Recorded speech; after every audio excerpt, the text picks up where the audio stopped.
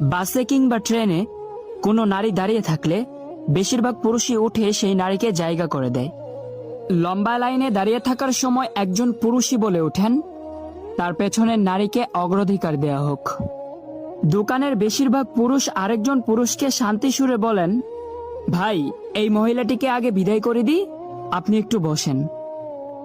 স্কুলের যেসব শিক্ষক ছেলেদের গরু ছাগলের মতো পেটান, সেসব শিক্ষকও মেয়েদের বেলায় একটু সহানুভূতিশীল হন।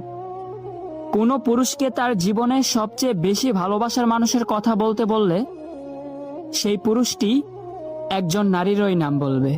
হ্যাঁ, কিন্তু কট্টর নারীবাদ পুরুষের এই ব্যাপারগুলোকে শ্রদ্ধা করে না, বরং অস্বীকার করে। তারা ভাবে পুরুষ মানেই ধর্ষক, পুরুষ মানেই নির্যাতনকারী, পুরুষ মানেই দেহপ্রেমী, আরো কত কি ভাবে। তারা মনে করে পুরুষ রাস্তাঘাটে বেরোয় হয় নারীদের ধর্ষণ করতে। সবাই কি এক? সবাইকে এক চোখে দেখা উচিত? এইরকম একচোখা চিন্তাকে আমি মনে প্রাণে ঘৃণা করি। শুধু আমি না, আপনিও ঘৃণা করেন। তাই মেয়েদের এটা ভুলে গেলে চলবে না, প্রত্যেক পুরুষের মধ্যেই একজন বাবা বাস করেন।